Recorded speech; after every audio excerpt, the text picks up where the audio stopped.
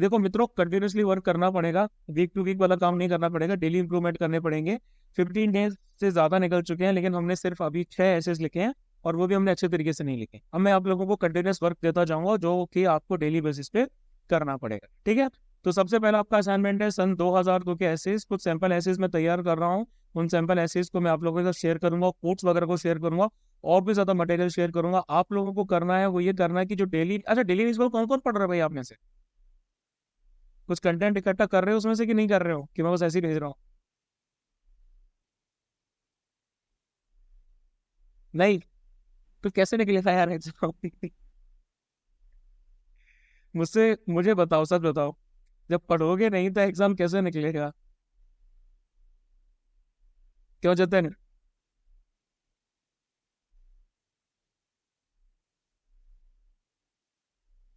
दिनेश नहीं, राज एक कैसे मिनट निकलेगा एनवायरनमेंट एग्जाम? का।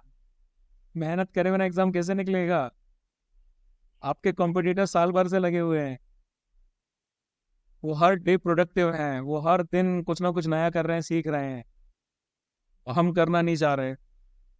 यार एग्जॉस्टिव चीज है ये, थकाने वाली चीज है, मेंटली हमको थका के रख देगी, तोड़ के रख देगी। लेकिन जब रिजल्ट आएगा तो अच्छा भी तो लगता है। जब रिजल्ट आता है तो नाम देख के अपना बेटर भी तो फील होता है, कैरियर भी तो बनता है हमारा। तो जब आप ये मेंटली एग्जॉस्टिव चीजें नहीं करोगे, तो फिर आप अच्छे रिवॉर्ड का एक्सपेक्ट कैसे कर सकते हो, अच्छे रिजल्ट को एक्सपेक्ट कैसे कर सकते हो? सिर्फ किसी कोर्स में इनरोल कर लेने भर से ही काम नहीं चलेगा ना। मैं आपको चीजें इंप्रूव करने की बता सकता हूँ, आपको तो ऐसा होना चाहिए कि कंटिन्यूसली बैक टू बैक मुझे ऐसे ही भेजते रहना चाहिए। आज आपने कैसे भेज दिया, फिर मैंने वो ऐसे चेक किया, अब मेरे पीछे पड़ जाओ कि सर ये ऐसे चेक करके मुझे दो, मुझे इसका एनालिसिस दो। लगातार आपको पीछे पड़ जाना चाहिए, जब तक मैं आपको उसका एनालिसिस ना भेज दूं। फिर मैंने एनालिसिस आपको भेज दिया, फिर आप उस एनालिसिस के बेसिस पे उसको और ज्यादा सुधारो। आप फिर से उसी ऐसे को रीराइट करके मुझे भेजो कि सर अब बढ़िया आएगी, नहीं है। मतलब मेरे लिए मुश्किल हो जाना चाहिए उसमें किसी भी तरह की कोई कमी ढूंढ लेना, लेकिन आप लोग नहीं थकना चाहिए उसको लिखते रहने से। लिखना है, लिखना है, लिखना है, बराबर लिखते जाना है। जब तक हम उसको लिखेंगे नहीं, बार बार लिखेंगे नहीं, उसमें परफेक्शन लेके नहीं आएंगे, एक एक चीज हम उसमें इंक्लूड ही नहीं करेंगे, तब तक आप क्या सोच रहे हैं कि आप एग्जाम में एक लिमिटेड टाइम में कर लेंगे? नहीं, हम पूरे 3 घंटे में बैठ के, 2.5 घंटे में बैठ के जो है वो क्या बोलते हैं, ऐसे ही ऐसे लिखते रह जाएंगे, है ना। एक एक ऐसे को हमारा आधा आधा घंटा लग जाएगा। आप अभी से राइटिंग की प्रैक्टिस स्टार्ट नहीं करेंगे तो बाद में कुछ नहीं होने वाला, है कि नहीं। आपको अभी से करना पड़ेगा, मतलब कि ये जो स्टार्टिंग के 1 महीने है, इस 1 महीने में आपकी बेसिक ऐसे को लेकर सारा क्लियर हो जाना चाहिए कि इस एक ऐसे मुझसे क्या डिमांड करता है। फिर तो बस मैं आपको ऐसे दूंगा, टॉपिक दूंगा, और आप उसके बारे में मुझे लिख के देंगे, मैं आपको उसका एनालिसिस भेजूंगा। लेकिन अगर हमारा स्टार्टिंग में यही क्लियर नहीं हो पाएगा कि भाई ऐसे में लिखा क्या जाता है, चीजें क्या आनी चाहिए, हमारे बेसिक से क्लियर नहीं है उसको लेके, तो फिर कैसे काम चलेगा, फिर काम नहीं चलने वाला, ठीक है। प्रिपरेशन स्टार्ट की है, 7,000 रुपए दिए हैं, तो भाई इस चीज को सीरियस लो, ठीक है। Okay sir. बार बार नहीं कहना पड़ा मुझे, ये तो आपके दिमाग में दिन भर बात घूमती रहनी चाहिए भाई, सोते जागते हुए, ठीक है, कि भाई मुझे करना है, मुझे एग्जाम निकालना है। और क्यों कर रहे हो आप मुझे बताओ? सच सच जवाब दूं, मैं तो आपसे फ्रैंकली बात कर रहा हूँ कि हमने किसी कोर्स में एनरोल कर लिया तो क्या उससे हो जाएगा काम आपका? डेली न्यूज़पेपर्स आप पढ़ नहीं रहे हो, कोई और सोर्सेज आप रेफर कर नहीं रहे हो, क्वेश्चंस आप लोग ना के बराबर पूछ रहे हो, फिर कैसे काम चलेगा? असाइनमेंट भी टाइम पे सबमिट नहीं हो रहे हैं, रीजंस 10 आएंगे हमारे सामने, मेडिकल रीजंस भी आएंगे, घर में दिक्कतें भी आएंगी, ये भी आएगा, वो भी आएगा। लेकिन उसकी वजह से हम अपने कैरियर पे ध्यान देना तो नहीं छोड़ सकते ना। वो तो सबसे, वो चीज देखो, जब कुछ भी आपके पास नहीं रहेगा तब आपका कैरियर आपके पास रहेगा। फाइनेंशियल सिक्योरिटी रहती है, सोशल सिक्योरिटी अपने आप आ जाती है। फाइनेंशियल सिक्योरिटी नहीं रहेगी, कैरियर आपके हाथ में नहीं रहेगा, तो फिर कुछ भी नहीं रहेगा, बिलीव मी। घर वाले भी ट्रस्ट नहीं करेंगे। एटलीस्ट खुद से सेटिस्फाइड होना चाहिए कि भाई आप इस चीज के लिए वर्क कर रहे हो, ठीक है। और दूसरी चीज, अगर आप लोग बहुत ज्यादा इनिशिएटिव दिखाओगे, आप लोग बराबर मेहनत करोगे, तो मेरी तरफ से भी उससे ज्यादा बढ़ के मेहनत मिलेगी। लेकिन अगर आप लोग मेहनत कम करोगे तो मैं भी फिर उतनी ज़्यादा मेहनत नहीं कर पाऊंगा आपके साथ, क्योंकि मुझे पता चल जाएगा कि भाई ये बंदा जो है ये मेहनत उतनी नहीं कर रहा है ना। तो आपको मेहनत करनी पड़ेगी मेरे साथ में अगर आप एग्ज़ाम निकालना चाहते हो। ठीक है। तो आप लोगों का दो तीन चीज़ें करनी है। पहली चीज़ तो ये कि आप लोगों को जो भी मैंने कमियां बताई हैं आप उसके बेसिस पे अपने एसेस को रीराइट करके मुझे भेजेंगे। ठीक है। दूसरी चीज़ ये कि आप अपने 2022 के जो भी एसेस हैं आप उनको लिख के भेजेंगे। जो एलिमेंट्स मैंने बताए हैं उनको इंक्लूड करेंगे आप लोग चीज़ों को अंडरलाइन करेंगे। आप लोग इंट्रोडक्शन को शॉर्ट और क्रिस्प रखेंगे।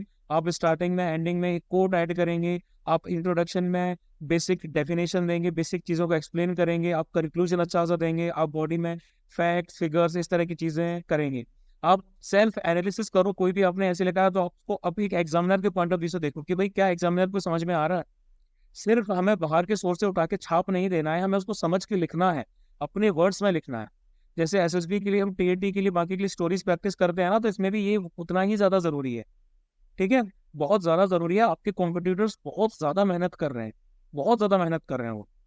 और फिर जब वो लोग एग्जाम क्लियर कर लेंगे तब आपको समझ में आएगा कि हमें भी उतनी मेहनत करनी चाहिए थी, क्योंकि अभी हमारे पास टाइम है, अभी हम कर सकते हैं, है ना। अभी हम डेली का उतना टाइम दे सकते हैं। लेकिन जब एग्जाम एकदम पास में आ जाएगा ना, तब इतना ज्यादा पैनिक अंदर आ जाता है, इतनी एंजाइटी हो जाती है कि भाई फिर आपके इम्प्रूवमेंट का चांस भी नहीं रह जाता। महीने में आप 10 30 40 दिन में आप क्या इंप्रूवमेंट करोगे, नहीं हो पाएगा अभी। लेकिन हमारे पास टाइम है, अभी हमारे पास 100+ डेज है। अभी 100+ डेज में हम आराम से इसमें इंप्रूवमेंट ला सकते हैं अगर हम डेली उसके लिए वर्क कर रहे हैं तो आपसे हार्दिक रिक्वेस्ट है कि आप लोग इसके लिए वर्क स्टार्ट कीजिए। कल हम लोग नाउन की प्रैक्टिस करेंगे, नाउन के रूल्स को अच्छे से पढ़ के आना। मैं आप लोगों से एक्सपेक्ट करूंगा कि आप लोग आंसर्स तुरंत की तुरंत मुझे हैंड टू हैंड देंगे। ठीक है। सर आ जाते हैं। सर हर ऐसे पर हम कोड तो नहीं लिख सकते ना सर? क्या? हर हर ऐसे पर हम कोड तो नहीं लिख सकते ना सर? क्या नहीं लिख सकते? कोड कोड कोड क्यों नहीं लिख सकते? सर जरूरी तो नहीं? जरूरी नहीं है, लेकिन जरूरी है। एसएसबी के लेके क्वेश्चन पूछा जाता है ना कि सर एसएसबी में इंग्लिश बोलना जरूरी है कि नहीं है। ठीक है, आप बोल सकते हो भाई, मत लिखो, मत बोलो बोलो इंग्लिश में। लेकिन अगर इंग्लिश आप नहीं बोल रहे हो तो बहुत नेगेटिव इम्पैक्ट जाता है। अगर आप एक ठीक ठाक सीबीएसई स्कूल से पढ़े हो, इंग्लिश मीडियम स्कूल से पढ़े हो, उसके बाद भी आप प्रॉपरली इंग्लिश में कम्युनिकेट नहीं कर पा रहे हो एसएसबी में, then it's not a good thing ना। इंटरव्यू में आपको प्रॉपरली इंग्लिश आनी चाहिए। तो सिमिलर कुछ बेसिक एलिमेंट होते हैं किसी भी चीज़ के। बेसिक एलिमेंट्स में ऐसे के बेसिक एलिमेंट्स में ये आता है। आप किसी भी, आप चाहे सिविल सर्विसेज की बात कर लीजिए, चाहे सीएपीएफ की बात कर लीजिए, कहीं की बात भी कर लीजिए, ऐसे के एक कंपोनेंट में कोड को नेसेसरी तौर पे काउंट किया जाता है। वे ऑफ प्रेजेंटेशन होता है ना, ऐसा तो नहीं भाई आपने खाना बस पका दिया और बस सामने थाली में पटक के दे दिया, नहीं ना। आप प्रॉपर उसकी गार्निशिंग भी करते हैं। अगर आपने खिचड़ी बनाई है तो खिचड़ी में सिंपल ऐसा नहीं कि भाई हमने चावल डाल दिया, दाल डाल दी, हो सकता है आप थोड़े से आलू भी काट के डाल दो उसमें, मटर डाल दो तो और बढ़िया है, शिमला मिर्ची डाल दो तो और बढ़िया है, हल्दी भी थोड़ी डाल दो, कलर आ जाएगा। थोड़ा सा घी डाल दो, ऊपर से बटर डाल सकते हो, बटर डाल दो, थोड़ी सी धनिया काट के इसकी गार्निशिंग कर दो, पनीर भी डाल सकते हो आप। ठीक है। तो ये क्या होगा, ये एलिमेंट्स ऐड करता है, ब्यूटिफिकेशन देता है, अंडरलाइन कर रहे हो चीज़ों को, कोट दे रहे हो, शॉर्ट और क्रिस्प पैराग्राफ्स बना रहे हो, सामने वाले को ज़्यादा एफर्ट्स नहीं करने पड़ रहे हैं। देखो, इन दी एंड चीज़ें कहाँ पे आ जाती है, वो आ जाती है कि एग्जामिनर को आपका ऐसे समझने में कितने एफर्ट्स करने पड़ रहे हैं। अगर आपका ऐसे समझने में उसको बहुत ज़्यादा एफर्ट्स करने पड़ रहे हैं तो भाई वो थक जाएगा। एग्जामिनर को बहुत कॉपीज चेक करनी होती है, सिर्फ आपकी एक कॉपी नहीं है, एक एक कॉपी में 6 6 ऐसे हैं, समझ लो उसको कितने एफर्ट्स करने पड़ रहे हैं। कोई भी इतनी ज़्यादा मेहनत नहीं करना चाहता। देखो, एक ग्राउंड रियलिटी में आपको बता रहा हूँ, कोई भी उतनी ज़्यादा मेहनत नहीं करना चाहता। उसके लिए आपका ऐसे इजी होना चाहिए कि वो एक सरसरी निगाह डाले उस पर, उसको समझ में आ जाए। अंडरलाइन करोगे कीवर्ड्स को, वो कीवर्ड से समझेगा। पूरा पैराग्राफ आपको कोई नहीं पढ़ेगा उतनी इंटेंसिटी के साथ में। वो लोग कीवर्ड्स को देखते हैं, वो उस लैंग्वेज को देखते हैं, वो फ्रेजेस को देखते हैं। ये सब चीज़ें अच्छी लगती हैं, आपको मार्क्स ज़्यादा मिलते हैं, क्योंकि ये एमसीक्यू नहीं है। तो ये एग्जामिनर के डिस्क्रिप्शन पे बेस्ड रहता है। एमसीक्यू में तो भाई आपके जो नंबर मिलने चाहिए हाँ या ना बाइनरी होता है, लेकिन ये बाइनरी नहीं है, ये ग्रे शेड वाला रीजन है। एग्जामिनर का मूड अच्छा हुआ, वो फ्रस्ट्रेटेड है और आपने ज़रूर से थोड़ा कॉम्प्लेक्स लैंग्वेज में लिखा है, आपने जो एलिमेंट्स उनको शामिल नहीं किया, तो वो क्यों देगा आपको नंबर? उसको क्या पड़ी है ना? जहाँ आपको 10 नंबर मिलने चाहिए वो आपको 6 नंबर दे रहा है, क्या कर लोगे आप? तो इंश्योर कीजिए कि उसको जो है वो आपका ऐसे समझ में आए, आपकी बाकी चीजें भी समझ में आए, ठीक है? शाम तक आप लोग अपना प्रिसाइज जो है वो कंप्लीट करके भेजेंगे, एंड उसके बाद 2022 के जो 6 ऐसे हैं उनको आप ट्यूसडे के नाइट तक भेजेंगे, और फिर मैं आपको डेडलाइंस बताता जाऊंगा, ठीक है? और डेली न्यूज़पेपर पढ़ो जो मैं भेज रहा हूँ, कम से कम 1 घंटा दो उसको पढ़ने में। पढ़ने के साथ साथ जो उससे रिलेटेड डेटा है उस डेटा को इकट्ठा करो, तब जाके भाई हमें जो है चीज़ें समझ में आएंगी। जैसे मैं आपको एक एग्जांपल दे देता हूँ, ठीक है? अगर हम बात कर रहे हैं किसकी, एक सेकेंड, कहाँ गया?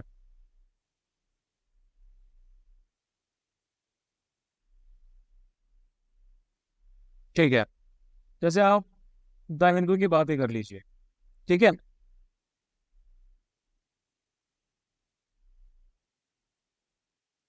अच्छा, आप लोगों ने एक चीज नोटिस की, जब से सुप्रीम कोर्ट ने कोचिंग एकेडमीज को बहुत ज्यादा डंडा किया है, तब से उन लोगों ने स्पेसिफिकली मेंशन करना स्टार्ट कर दिया है कि भाई हमारे कौन से कोर्स में लोगों ने इनरोल किया था, प्रीलिम्स में किया था कि मेंस में किया था कि क्या किया था। ये अब इन लोगों के लिए यू नो मेंशन करना जरूरी हो गया है, क्योंकि एक एक कोचिंग एकेडमीज मल्टीपल बंदों के नाम ले रही है। जैसे यहाँ पर विजन आईएएस ने भी ले रखा है, दूसरी ने भी ले रखा है। तो देखो, जैसे हम क्या करते हैं, हम ये न्यूज पढ़ रहे हैं, ठीक है, EC awards, Bengal governor Cooch Behar trip on poll, ये सब चीजें आपको एक नॉर्मल तरीके से देख लेनी है, ठीक है?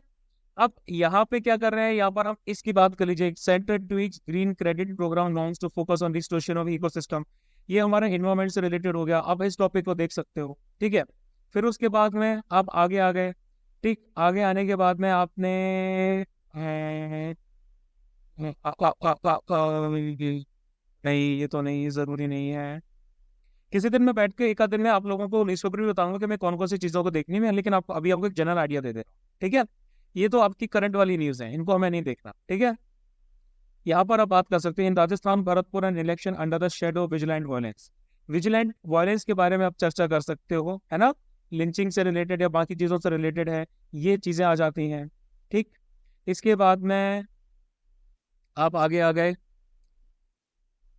ऑनलाइन हरेसमेंट या फिर नहीं नहीं नहीं नहीं नहीं नहीं नहीं नहीं, ठीक है ठीक है ठीक है ठीक है ठीक है, ये भी नहीं। हाँ, एडिटोरियल तो देखो मस्ट होता है, एडिटोरियल में जो भी आना है वो हमें पढ़ना है। रेल शॉक्स के बारे में बात करेंगे, the great Indian bustard in climate action worded, इसके बारे में बात करेंगे। लिमिटेशंस ऑफ अमेरिकाइट दलित पॉलिटिक्स की बात आप कर सकते हैं। अच्छा, जो फ्रेजेस आपको यहाँ से मिल सकते हैं, अच्छा आपको डेटा यहाँ से मिल सकता है। जैसे अगर हम इसकी बात करें तो यहाँ पर हमें क्या डेटा मिल सकता है, ठीक है? यहाँ पर अम्बेडकर की पॉलिटिकल लेजिस्लीज जो अभी के सिनेरियो में है, आप उनकी बात कर सकते हैं, ठीक है? कैसे कैसे अलग अलग सोशल ग्रुप्स जुड़े हुए हैं, इस तरह की चीज़ों को आप देख सकते हो, ठीक है? फिर उसके बाद हम आगे आ जाते हैं, हापुड़ प्रोटेक्ट चैलेंजिंग विजिलेटिज्म, ठीक है, सेक्सिज्म और द कैंपेन ट्रेल, ठीक है, ये भी हम देख सकते हैं, ठीक है? सोशल इकोनॉमिक मीजर्स की बात कर सकते हैं, हीट एक्शन प्लान्स की बात कर सकते हैं, ठीक है, ये आ गया हमारा। सोशल मीडिया कैंपेन्स की बात कर सकते हैं कि इलेक्शंस में सोशल मीडिया कैंपेन्स जो है वो किस तरीके से वर्क करते हैं। तो भाई देखो, यहाँ पर पूरा का पूरा उसका एनालिसिस दे रखा है, ये एनालिसिस को भी आप अच्छे से देख सकते हो, ठीक। फिर उसके बाद आप आगे आते हैं हम लोग,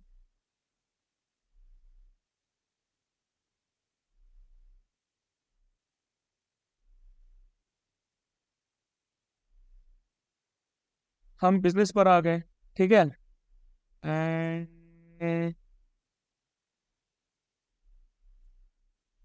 ठीक है, ये इंटरनेशनल रिलेशंस पे बात हो गई। इन्फ्लिक्टिंग रिटेलिएशन विदाउट एस्केलेशन, यहाँ पर हम अलग अलग पॉइंट्स भी को शामिल कर सकते हैं। इसराइल का क्या कहना है, अरब कंट्रीज का क्या कहना है, ठीक है? स्पोर्ट्स वगैरह तो इतना ज़्यादा नहीं आता वैसे जनरली। फिर उसके बाद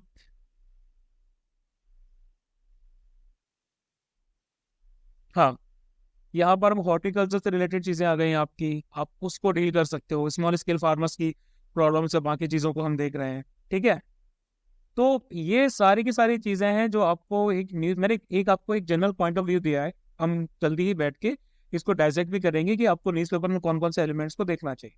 ठीक है, तो ये चीज़ें आपको डेली की डेली करना चाहिए। ज़्यादा टाइम नहीं लगेगा, बहुत ज़्यादा टाइम नहीं लगने वाला, 1 घंटा आपको लगेगा। 1 घंटे में आपको हैबिचुअल हो जाएंगे, आप धीरे धीरे हैबिचुअल हो जाएंगे। ठीक है, मैं जल्दी क्या करूँगा, मैं जल्दी ही डेली एनालिसिस जो है वो भी स्टार्ट करूँगा। डेली एनालिसिस में मैं चीज़ों को जोड़ दिया करूँगा कि भाई आज की न्यूज़ में क्या ज़रूरी था आप लोगों के लिए पढ़ना, क्या ज़रूरी नहीं था। वो डेली एनालिसिस में आप लोगों को भेज दिया करूँगा, लेकिन उसके साथ साथ आपको खुद तो करना पड़ेगा। देखो, सिर्फ मेरे बोलने से नहीं होगा, मेरे करने से नहीं होगा। ठीक, मैं अपनी तरफ से एफर्ट्स डालूंगा, लेकिन आप लोगों को तो बहुत ज़्यादा एफर्ट्स डालने पड़ेंगे, बहुत ज़्यादा। And this is the true thing. ठीक है, शॉर्ट ट्रिक्स यहाँ काम नहीं करती हैं, खासकर डिस्क्रिप्टिव एग्जाम में तो शॉर्ट ट्रिक्स बिल्कुल काम नहीं करती हैं। आपको बहुत ज़्यादा एफर्ट्स डालने पड़ेंगे। ठीक है, कोई समस्या नहीं? Yes sir. ठीक है, फिर आज के लिए इतना ही नहीं, मिलते हैं कल। Jai Hind to you all. Sir समस्या क्या जतिन? समस्या है सर। हाँ तो बोलो ना। और सर जो आपने बोला है ना, देखिए मैंने डाइस्पोर में व्हाट इज डाइस्पोरा लिखा है, मतलब आपने बोला है ना क्वेश्चनेबल भी करना है। क्या नहीं करना है? क्वेश्चनेबल भी करना है बोल रहा हूँ ना सर, आपने बोला है ना। समझ में आया क्या कहना चाहते हो, फिर से बोलो। मतलब जैसे कोड, जैसे आपने बोला है कि कोड भी लिखना है और क्वेश्चन भी पूछना है, बोला है ना आपने एक बार, ऐसे जब एक्सप्लेन कर रहे थे। मैंने ये बोला है आपसे कि आप उसकी स्टार्टिंग कीजिए कोट के साथ। ठीक है, एक कोट एक जनरल स्टेटमेंट की तरह होता है जो टॉपिक के बारे में रीडर्स का इंक्विजिटिवनेस बढ़ाता है, उनकी क्यूरियोसिटी बढ़ाता है, एक इम्पैक्ट क्रिएट करता है उनके दिमाग में। फिर हम आ जाते हैं टॉपिक के इंट्रोडक्शन को लेके। वो टॉपिक का इंट्रोडक्शन जनरली आपका ऐसे भी हो सकता है कि आपने कोई एग्जांपल दे दिया, कोई रिसेंट न्यूज़ शेयर कर दी, आपने एक क्वेश्चन पूछ लिया, फिर आपने खुद ही इसका जवाब एक्सप्लेन कर दिया, है ना। इस तरीके का आपका इंट्रोडक्शन होना चाहिए। आपका जो था वो ठीक था, लेकिन कोट भी ऐड कीजिए। कोट्स का एक कंपिलेशन बनाइए, मैं भी आपको भेजूंगा। उन कोट्स को, एजुकेशन वाले कोट्स कौन से हैं, सोशियो इकोनॉमिक कोट्स कौन से हैं, इकोनॉमिक कोट्स कौन से हैं, इंडिया को लेके, इंडिया के इंटरनेशनल रिलेशंस को लेके कौन से कोट्स हैं, सिक्योरिटी के लेके कौन से कोट्स हैं, ये सारे कोट्स का कंपिलेशन मैं आपको भेजूंगा। ठीक है, तो वो आपको ऐड करने हैं। ठीक, ओके सर। Okay sir. ठीक है।